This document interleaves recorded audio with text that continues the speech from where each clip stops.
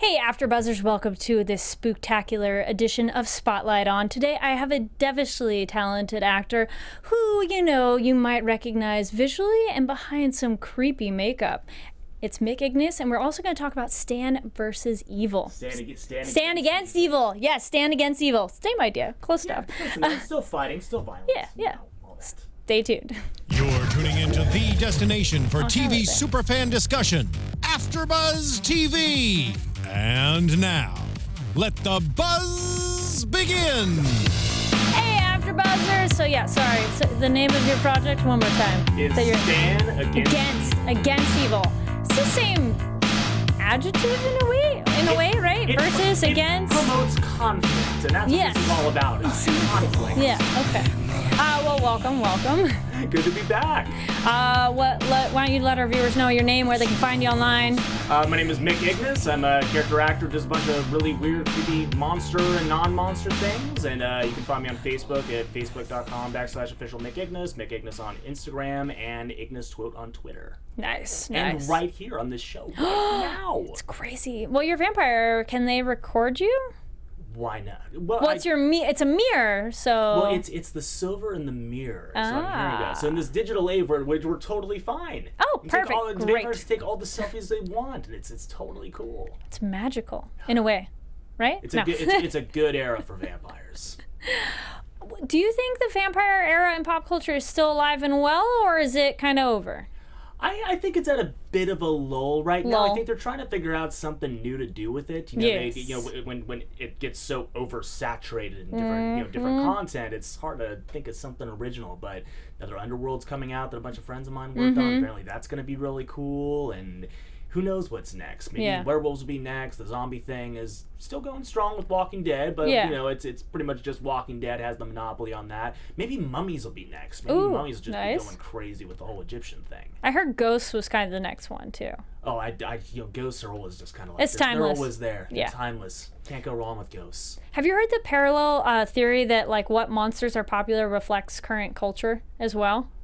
And that would make sense, especially in the zombie thing. Yeah, I mean, it's one of those, like, during economic highs, it's one thing, like, it's vampires and, like, living forever or something, and zombies are when it's more stressful and unknown. I mean, don't quote me on that one, but it's one of those, I remember reading something like that, and it made sense where you go, vampires were huge in like the club scene in the 80s. Like that's what really took it off. There wasn't much of a vampire presence before the 80s with The Hunger and Lost Boys and all that. And that was very much a reflection of the time as far as like, these kind of like dark punk others and, the transference of blood and all that crazy thing. So, comes and goes. Who knows? In a decade it might come up with something really crazy to do with vampires. Yes, I think that you're probably right there. And you were previously here for Snape and Marauders. I was, yes, which we just had one of our last panels for on this run the other day at WonderCon. Stan Lee presents Los Angeles Comic Con, which is formerly Kamikaze. Much shorter and simpler to remember name, but it's now the acronym SLACK. Which there's an app called Slack, and it's amazing. But I like Kamikaze better. But either way. It was a but the panel went well. Panel was great. Good. Yeah, awesome. Yay. It was it's we still have such a good time together after like 2 years of being on that project. Wow. So we'll still be working together and doing fun things together. But the panels have always been fun for that. Very cool. Did you dress up as you dressed up as well, right? I did. I dressed as Jessica Jones for that one. Nice. Go to his Twitter. Really You'll see the photo. It's really good. I'm still hoping that I get a reblog from the Jessica Jones page and just hoping that Kristen Ritter notices me, that Senpai does notice me. You tweeted at them, yeah? And like I did, okay, cool. They've been reposting costumes all day, and I'm just like, look how on it looks point really good. Everything yes. is. Like, I got the jeans and just validate me. Notice me, Senpai. Notice me, Kristen Ritter. Now, you have a long history of doing acting as well as a lot of prosthetic special effects makeup. Yes, that ended up being a niche that I fell into. I started in theater, just kind of playing random eccentric characters for stage when I was first learning to get into acting.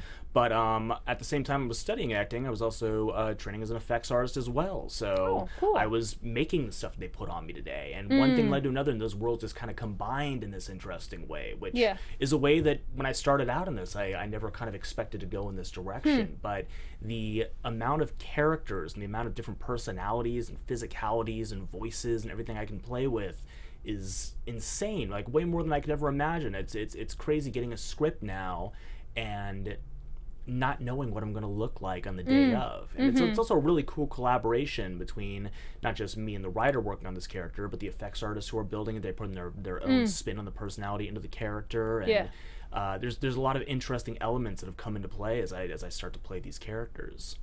And then have there been any difficulties on different projects, like getting the makeup on or off? Any crazy stories of that? You've got to be patient, for sure. One of the projects I just worked on, which is going to be premiering today, actually, is a show called Scary Nights, which I'm hosting as a character called the Archivist, who's a really cool kind of cross between like the Crypt Keeper and the creature from the Black Lagoon. It looks really cool. He was a blast. He's a very eccentric, physically boisterous character. Beautiful makeup. 7.5 hour application. So you think about all that you're basically standing, letting people poke, prod, and glue things all over your body for 7.5 hours, and then you have to actually do your job. That's like getting ready to actually go out there and perform, and in this case, had a lot of memorization of lines. We filmed 6 episodes in one day. But creator Victor Matthew, who came up with this whole concept, was great to work with. A couple things of figuring out at the time of like what this character was, and getting this crazy set together and everything. But awesome experience. I love the preview that I saw so far. I can't wait to watch it. It looks excellent. You post it on Twitter too, right? Yes. Yeah. Go follow him on Twitter. You find all these fun stuff. It's actually another thing I worked in 360 VR this year. I've been working a lot in the new VR format, which has been really cool. But you'll be able to watch it on Google Cardboard or any of those VR formats. Watch it through your phone and look around. And nice. It's a neat new medium to work in with this. Yeah.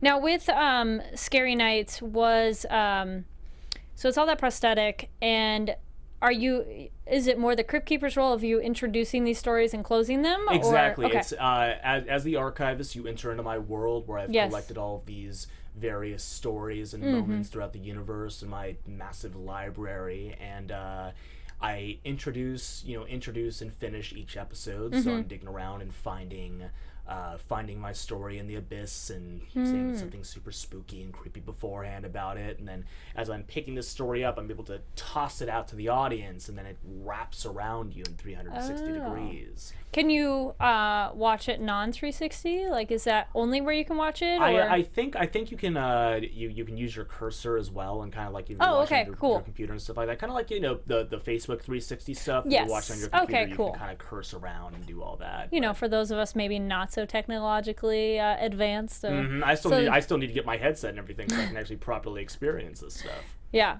No, well, they haven't sent you one yet? No. Not yet, but I'm getting on them for it.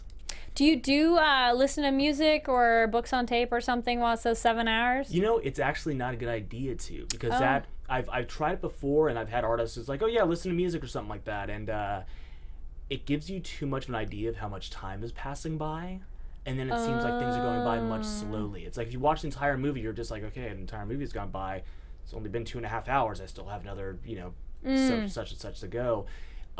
It's much easier to just kind of be in the flow with the artist. You have to work with them and like move your face around and position yourself. Or if they ask you questions, like, exactly, is this okay? Exactly. So working with them actually makes time go by a lot faster than giving yourself some sort of representation of the fact that you've been here for hours and hours that day. How long did it take to get out? 2.5. Well, at least it's a little shorter. A little shorter, but man, does that glue like sticking to my skin. I had both my artists are just like, it's just part of you now. Yeah. which is great when you're shooting, but that's not so good when you're trying to take that stuff off. Does your skin like freak out after it's done different prosthetics, or is your skin good care of it? Yeah, and make sure that everything. I mean, that's the reason it takes so long to get off, is that you make sure to remove it properly. You know, especially for something like Stand Against Evil, where I'm doing I'm in makeup every morning for like 5-6 days straight. So getting that put on, taken off, come back the next morning, letting your skin settle overnight, and come back and do the whole thing. You have to make sure that everything is taken care of, or else you're going to be raw. So you have baths and coconut oil? Oh yes, yes. I have my moisturizer of choice, and my on-set makeup artists take very good care. Oh, of me. good. And then, based on your awesome outfit today, you're involved with a play right now. I am. Yes, I'm actually. I hooked up with a theater company a few months ago called Loft Ensemble Theater, which is located in Sherman Oaks. And right after signing on with them, I ended up jumping onto a new stage adaptation of Dracula called Dracula: Blood Before Dawn. Wow. We rehearsed it for months. I had another friend of mine in the play who was playing Dracula up until last weekend, and I started my run last Friday. So just finished 3 nights straight of that, and loving being back in theater. It's such a different experience, and it's so good to get that instant gratification back from an audience that you're performing with. What did the audience think of it? What vibes did you get? We've been getting a great vibe so far. Oh, it's been great. Everyone who's come out to it has really enjoyed it. We have a great sequence of fight choreography in it. Ooh, fun. There's some good humor, as well as like coming to some more emotional levels with the Dracula characters. So it's been fun to explore a lot of these other elements as we're going along. So it's also, it's going from film to back to theater has just been an interesting experience. And also, one of the things I love most about acting is getting to work with so many different people, and my castmates in this are extremely talented and it's been wonderful to work with. And you learn a little something from everybody you work with. So I'm basically it's kind of described to me when I first joined up that it's kind of a actor's gym. You're going there and sharpening your skills. That's a good description. Yeah, I've noticed myself getting better and taking care of a lot of things that I hadn't really thought about before. So anything in particular, or just the way I'm carrying myself. Getting a better back and forth with people I'm working with on stage. It's great because I spend a lot of my time when I'm filming in the makeup chair, so I don't get a lot of time with actors to actually kind of work with my castmates and kind of develop relationships. So it's been great just to work with fellow actors again and get that rapport going. So that must be like a additional advantage, because then you can like, oh cool, I get to talk to you at least for a couple minutes before we start the scene. Exactly. And if something works, you work on it. If something doesn't, you get to troubleshoot with them. Yeah. And that's a beautiful part of this whole thing. But yeah, I'm having a great time with Loft. They're always putting on fantastic shows, so I encourage everybody to check them out. And how many more weekends? Us. How many weekends is it? I have this coming weekend. I have 3 shows, Friday through Sunday, and then that remaining Friday. So if anybody's in the area, come check it out. It's a lot of fun. So it's the first weekend of November, then, yeah. Exactly. Okay, cool. Yeah. Well, it's like right after Dia de los Muertos, like Day of the Dead. All Saints Day. So it's still that Halloween vibe season. It was nice because I got these 2 full weekends bookending Halloween. Perfect. So for people who are about to go into Halloween before the actual day, we had them this weekend, and for people who, especially a lot of friends of mine, are working Halloween, get to kind of enjoy a little bit more after October is finished off. So it's a good thing to cap off your Halloween season. A bit later than Or extend it. Screw Christmas coming in too early. I love Christmas, don't get me wrong. But let Halloween finish before you put I went to Michael's yesterday hoping to get like some cool Halloween stuff, and it's already Christmas everywhere. It's killing me. No. It's also just creepy, It's like I can understand people having like Halloween decorations up year-round, but you see those year-round like Christmas stores. I mean, who's shopping there? Who's like people who really like Christmas? Those are some interesting personality types for sure. I think I have Halloween decorations up pretty much year-round as well, because it's cool. That's why. Or it's just like they've already converted, or at least wait till at least after Thanksgiving. Like Black Friday, sure. At least, but it's a moneymaker. It's a moneymaker. This is true. They're getting on it early. Now, what is it like acting in theater? I mean, you've talked about it a little bit, but what's it like acting in theater versus working in film? It's, again, that instant gratification of knowing whether or not something worked. For a lot of projects, it could take a year before, after you actually performing, before you, somebody who, gets to watch it, you find out how it went. I mean, you get there that day, you do your job, you film it, and you walk away from it, and you don't know what the final result's going to look like until way later down the line. Yeah. It's also a new challenge because it's all one shot. It's you don't get multiple takes. It's like that's your scene. You make no sure your redos. Scene is, exactly. Your scene is rolling that night, so you have to keep everything going as quick as possible. And that's again only helping me as I go back to film of making sure that I'm getting it right the first time and sharpening my skills. Do you think it makes you feel more practice in the moment? Oh, absolutely. Okay, cool. Yeah, because it's you're forced to work with everybody else's performance that night. Yeah. And if one person's performance is tweaked slightly, it changes your reaction to it. It changes, the entire flow of that scene. Yeah. So it really is kind of a different show every night as far as like how you're feeling, how you're delivering things. And it's good not to get caught in any habit of, well, I said it this way the night before, and kind of find your place and find how you're feeling in that moment that night. Nice. And then with your double cast, did you ever have anybody switch on one night or another, or was it generally one run and then the second run? That was we pretty much worked it out that way. My partner in this, Matt Gorkas, who played Dracula during the first half, we worked a lot on the character together and worked each other on getting off book together. So it was a good partnership, and then we figured out like what times work best for us. We're all at the theater to get noticed and make sure that we're bringing the right people in who get to see us do our thing. So we worked closely together on finding out what was most convenient, what worked best for both of us. Okay. But it was really beneficial in that respect. It was cool to have somebody to work with on the same character, and then but still not get caught like we have to do it the same way. His Dracula is very different than my Dracula, and that changes how everybody else's character is reacting to them. So somebody who saw him doing Dracula one night and then see me doing Dracula another night is getting two slightly different shows.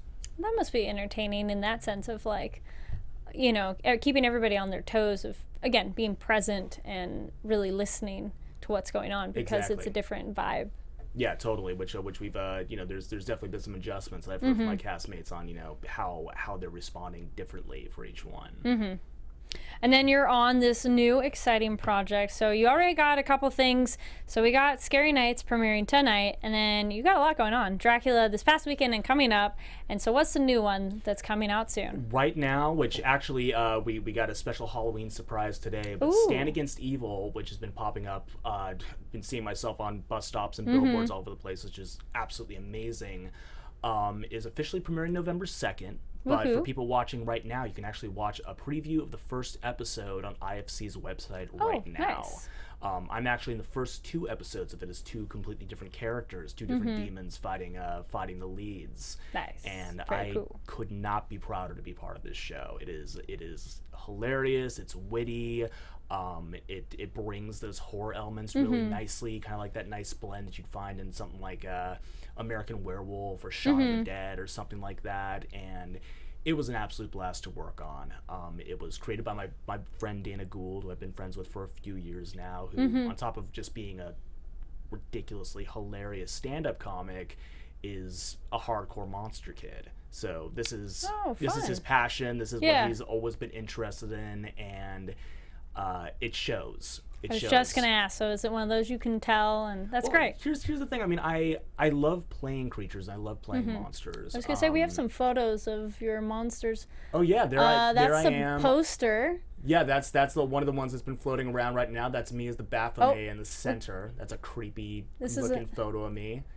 There's I've been calling that the family portrait shots.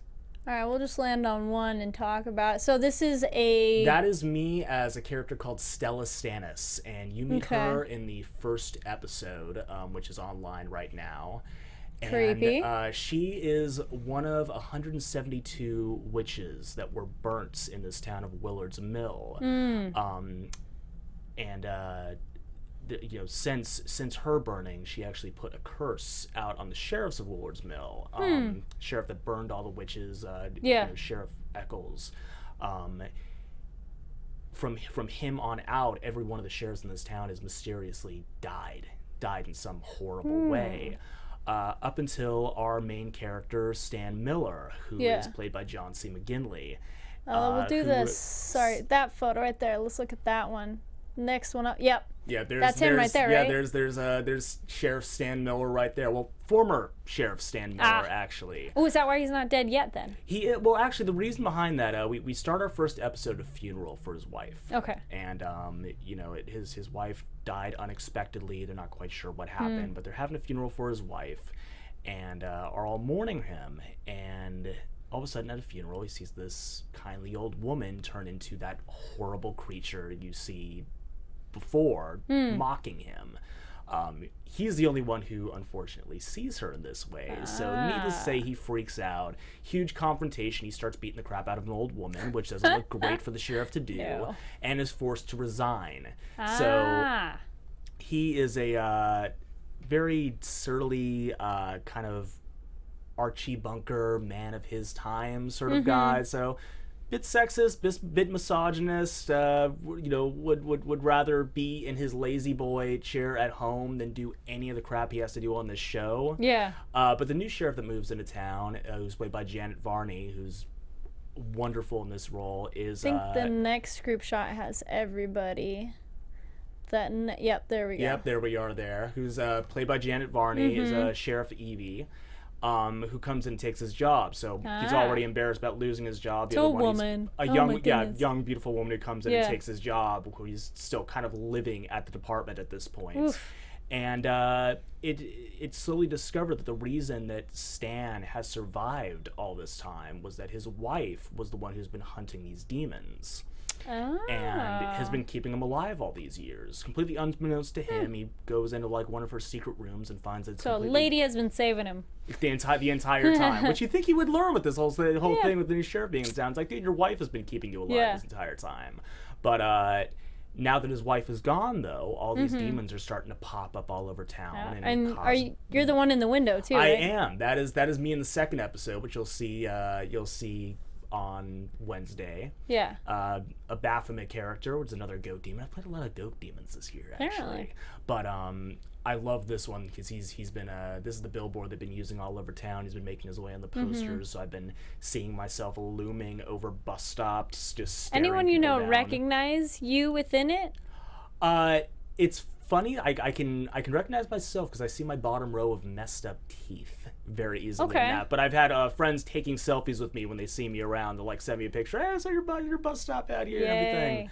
But he's a really terrifying villain in this. But the comedy comes from the fact that you have these terrifying, horrible monsters invading this town, and you have this cast of characters which are not at all the characters that should be anywhere near fighting demons. That's the difference between like this and a show like Supernatural, or like Ash versus Evil Dead, where you have like Ash's this badass who wields a chainsaw and is ready to go. Like Stan he's basically armed with a lead pipe and a pocket full of like bags of salt that he stole from the restaurant. That's what he's forced into this situation, completely not a situation that he should find himself in. Yeah. He's raising he's raising his daughter, who still lives at home, his daughter Denise, who's played by Deborah Baker Jr., who's hilarious in this and is one of the original members of Loft Ensemble, where I'm at now. So she's one of the reasons I joined up with this theater. Connections. Exactly. It worked beautifully like that. I met her earlier this year when Loft did a screening of Severus Snape and the Marauders. So met her briefly then, and we met again, by chance, working on this project, together. So small world, that. And then Nate Mooney, who plays Deputy Drinkwater, who's again like, that's the comedy that I from these two episodes alone just killed me, because I didn't get to witness a lot of this stuff on set. And getting to watch the stuff at the premiere, which was at Hollywood Forever Cemetery. That must have been fun. I've been going to that cemetery since I was a kid, and getting to see these two episodes screening against the mausoleum, like, it blew me away. Absolutely blew me away. Yeah. Now, Lee, from this poster too, when they do the photo of that, were you with any of them, or were we all shot individually? We were all shot individually. Okay. This was we shot That's why I was surprised by it, because they just took separate shots of me from all angles in the graveyard to use for promos and stuff. So when I saw that we were all together, I got so excited, because that's such a cool image of us all, all together in the living room like that. And how was the particular prosthetics experience on this show? This was great. It was super easy. I had some very experienced union artists working on me. Dave Snyder was my on-set makeup artist from Autonomous Effects, who did all the prosthetic work on this. He and I flew out there, and we had some artists from Atlanta who Where'd were assisting. you film? Atlanta? Atlanta, okay. Yes. Yeah, just on the outskirts of Atlanta, about like maybe 30 minutes outside of Atlanta proper. And we got my makeup done in like kind of like this old gym that still probably hadn't been used in years, but still smelled like dude sweat. Which was yummy. Lovely. So we had some nice scented candles to kind of block that up. But we would get me all done up in in full prosthetics. They were really quick with it. I think these only took about maybe 2.5, 3 hours, something like that, to get me set up. Prosthetics take a long time when you say only 2.5. That's 3. A cakewalk. That's an absolute cakewalk for me. Nothing compared to like 3 times that or something like that. But Van would pick us up, and we'd go off the set. Because I was in a different location, 90% of the crew had no idea what I looked like underneath that. I was just going to ask those kind of questions of like, so did you sit with people during lunch? Did people know who you were? we would chat and everything like that casually, like there isn't like, a decrepit witch or a goat creature sitting there eating spaghetti with them or anything like that. But wait, you had it off when you were eating, or no, it's all on. Oh, okay. It's all on. I'm eating in the full stuff, including like nails and everything else. Trying to make sure that I'm eating something not too messy to get. How is eating with all the prosthetics on? You stick with bite-sized things so that you're small bites, baby bites. Yeah, okay. if chicken Alfredo's on the menu, that might not be the best thing to be shoving in your face, or else your makeup artist is just going to be livid as they have to deal with cream getting all over the place. Yeah. Yeah, it's you figure out a method behind each one, but it was Dana continuously took photos of me eating, because of the hilarious instance of me like long nails, like fork and everything like that, like almost a game of Operation of not touching the sides of the mouth as I'm eating each individual piece of chicken or whatever they were serving that day. Straws for all your beverages, straws right? for all my beverages and everything else. I had teeth and everything that I was able to bring out of that. But could you take them off to eat? Yeah, you could take those off, thankfully. Yeah, those popped out easily. The rest of it you're stuck on until they literally unstick you. Now, the very important question, what about going to the bathroom?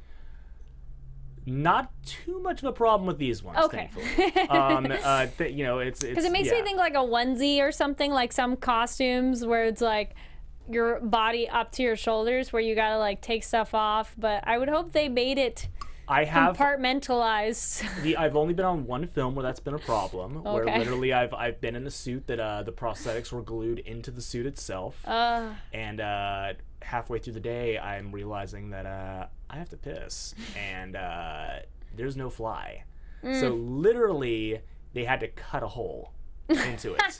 So the rest of it, it's just like in this all black sort of creature suit and stuff like that, and then you just see like this circle in the center of my crotch where you can very clearly see whatever delightful pair of boxer briefs I was wearing that day. Do you wear special, now we're getting real personal. Do you wear special undergarments for prosthetics, or does it depend on the prosthetic? Depends on the prosthetics. Okay. Sometimes any underpants will do, and sometimes it's something like the first project I did, with Evil Within, where I had to be a naked demon girl and had to have a flesh-colored thong on with fun. Everything tied back and secured as much as possible. Was that uncomfortable? It was more comfortable than you'd think. Okay. Surprisingly. Yeah. It was after being done, comfortable is kind of a relative thing. True. When you have a million things glued all over your body and you're being dunked in a giant tank of, hot blood-colored oil and all that. So, it's comfortable is like, unless it doesn't hurt. How's that? Uncomfortable at this point is if I'm not bleeding out the side of my ear, I'm probably gonna be okay. Okay. But a lot You'll of survive. I am the type of person on set though where if someone needs to throw a punch at me and, you know, I feel it'll look better if they just punch me in the face and I can come into set the next day, I'm just like, just make contact with me and just do it. You know, there's a scene. Method acting. Yeah, it's fun. It's good. You know, I get roughed up a bit. The first episode has John McGinley literally dragging me across a cemetery by my feet into a giant circle of salt. So that struggle and everything you're seeing as I'm like, you know, screaming and spitting at John's character. That's me actually being dragged across a cemetery and everything. But and they let you, instead of going, we need to do a stunt double, or do you kind of go, no, really, I can do it? The stunt guy, the stunt guy on that one was a bit.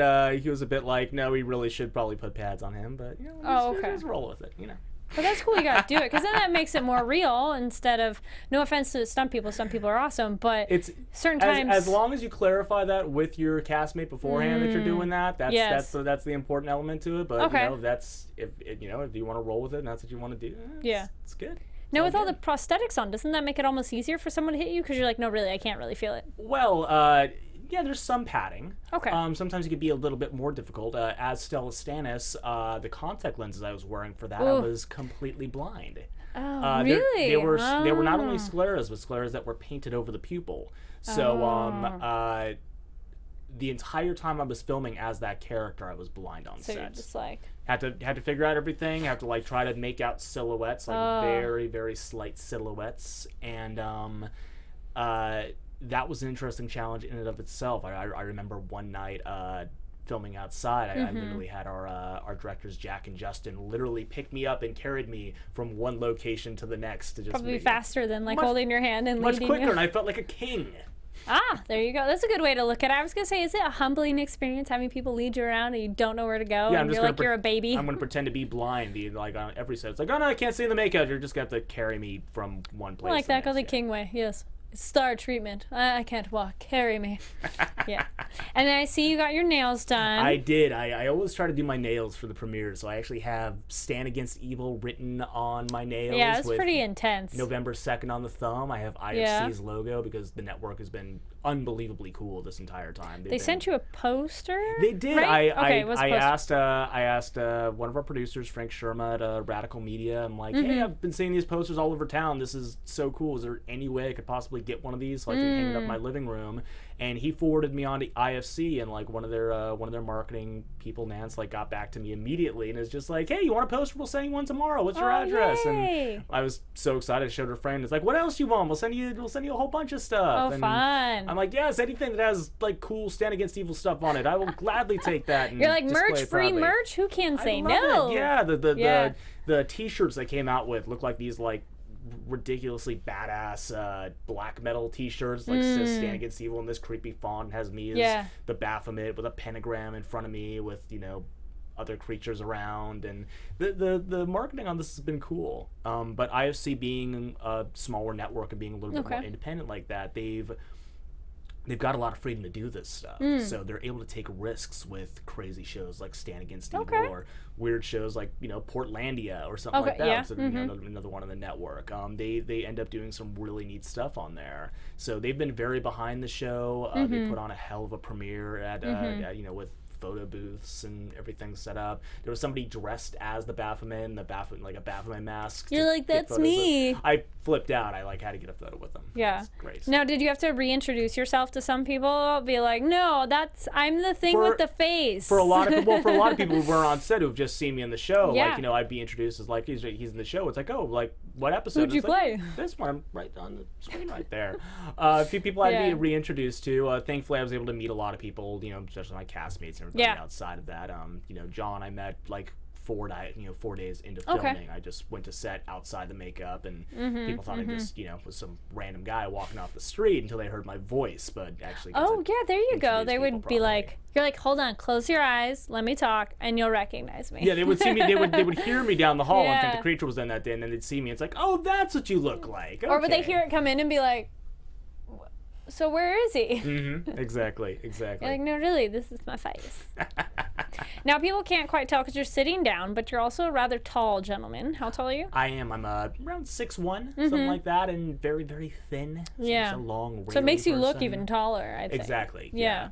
Which is very good for this line of work. Right, because it's easier to build up right? To put the prosthetics on to make you bulkier than to make a bulky person exactly. smaller. I mean, you know, one of the characters that I've done that you know, gained a lot of attention was doing Apocalypse and Thanos at Comic-Con. Yes, those are great. I worked with an artist named Lee Joyner and a bunch of people from cinema makeup school to turn me into these massive hulking Marvel villains. And you know, they built me out proportionally from, you know, extending my feet, my hands, and everything else. So to anybody who saw, they thought I was a 7-foot tall, massive bodybuilder. So I remember the guys from Marvel, like, came over to like meet the guy who like went to their stage and like did these, you know, these very deep monologues in a very bassy, booming voice. And they came afterwards to meet me and find out, you know, get more of my information on who this giant, enormous person is. And then they zip the back of my suit, and I pour out all 120 pounds of me and come over and shake my hand, and they're just like, look, don't take this the wrong way, but you were the last person we expected to be coming out of that thing.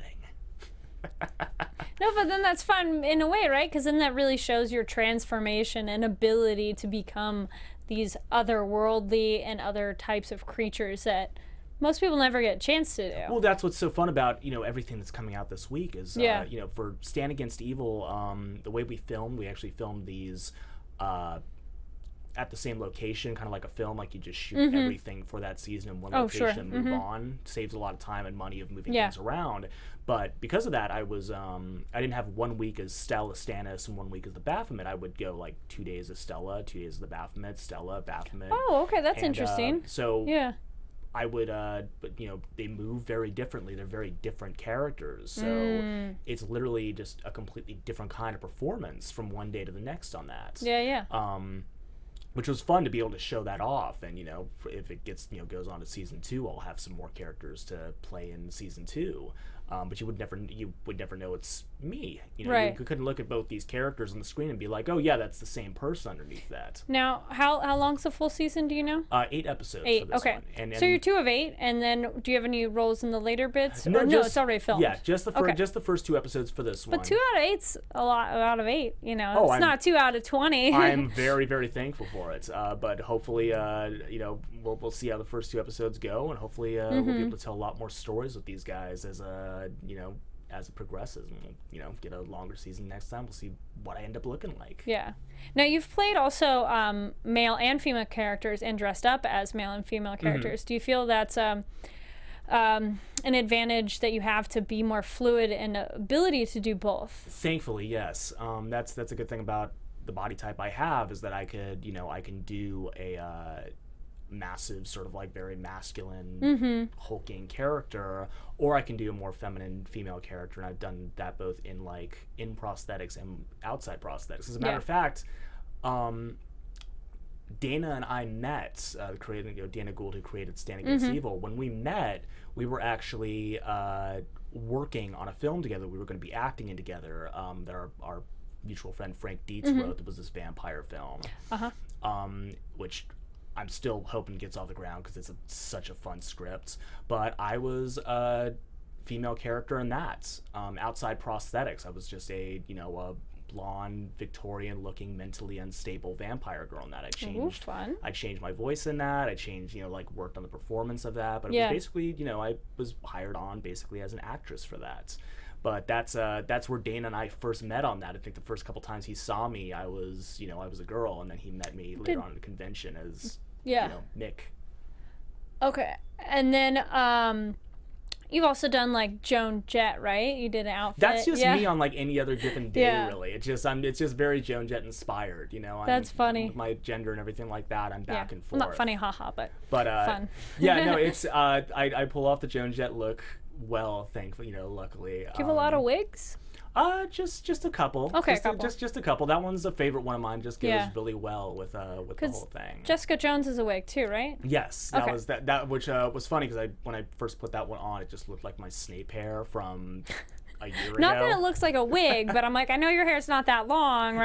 It was a good lace front, but it's really fun to be able to go back and forth between the two of those, especially when people are on my Instagram and such and are seeing like one time it'll be like this terrifying, brutal like horror villain or something like that, and the next thing it's just like I'm just some hot gothy chick on the next one. So.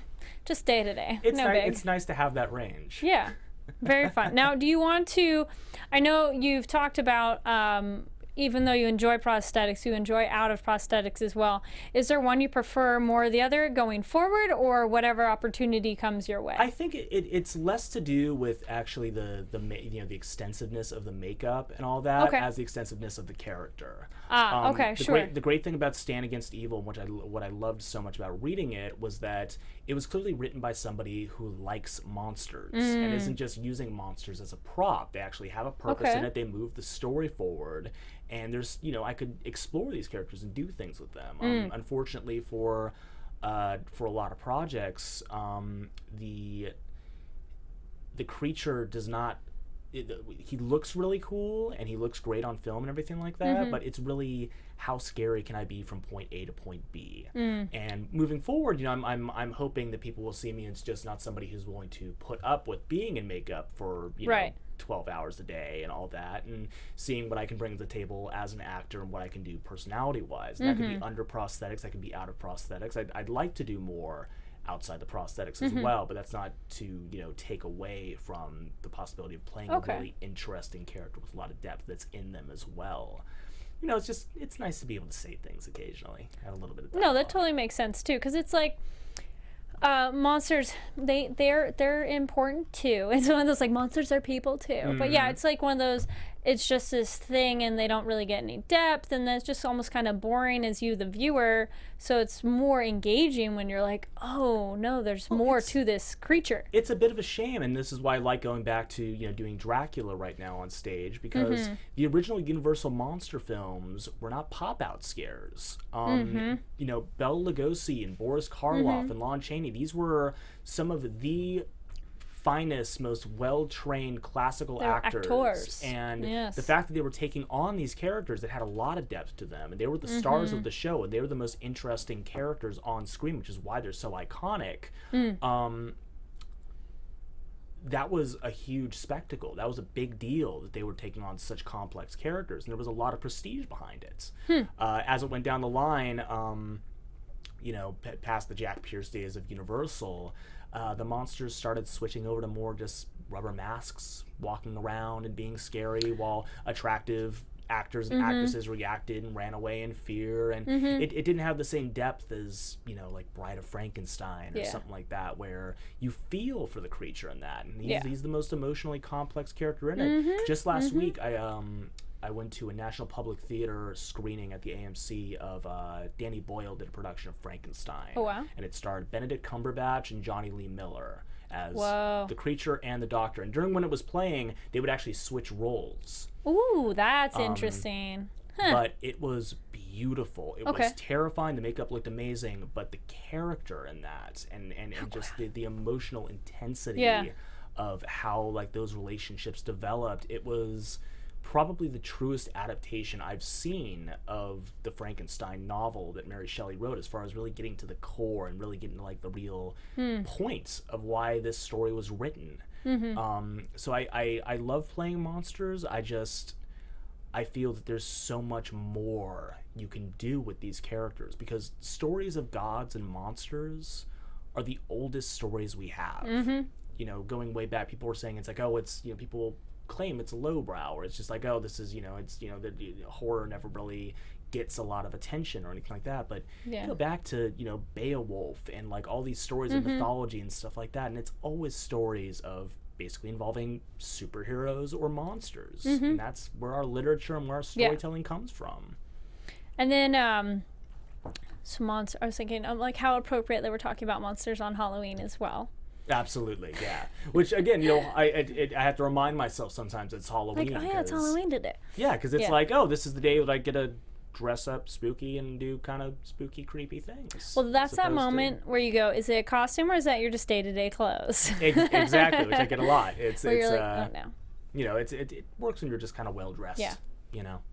But I did get to bring my Dracula wardrobe today to be able to Now is this your own or that they provided or? This is provided. Some of the I feel stuff you is, could own this. Yeah. Yeah, this could easily be in my closet. This was actually in in the director Raymond's closet. So oh, a lot okay. of this is some of his stuff from his vampire days.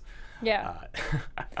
Well, another thing too, actually, I was thinking about is, well, at least then what you're doing now is at least it's a real monster and not purely CGI as well, because that's a sad downhill. It is. I mean, I haven't worked doing mocap work or anything like that, and there is some very interesting mocap work out there, but it's not the same as being on set and reacting against something there, because regardless of what that is, there's still an actor-to-actor performance that's happening there, and you can tell in a film when somebody's not used to it reacting to a tennis ball on a stick, and that's a shame, because especially since it's really not cheaper to do. The amount of artists it takes to render out a creature or something like that is insane. I mean, you watch a credits of a film or something like that when it goes to like all it's like all those names. Whereas like the crew that created like the Baphomet or Stannis or something like that is just it's a small effects studio out in Van Nuys.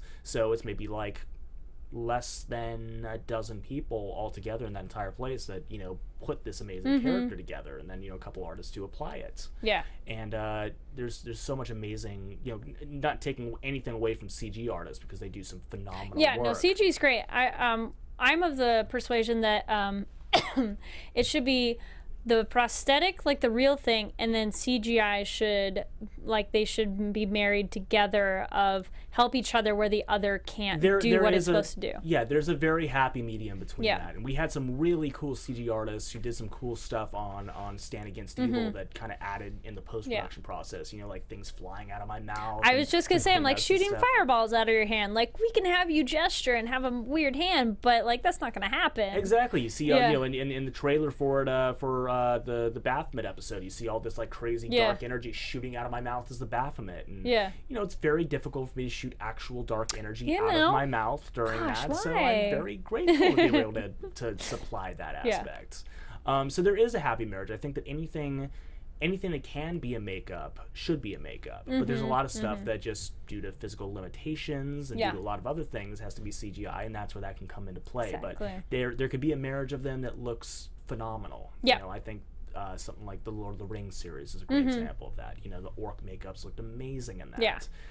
But there was still a lot of CG quality, elements to that as well, of multiplying them and doing other things. And that's why the entire project as a whole looks so good.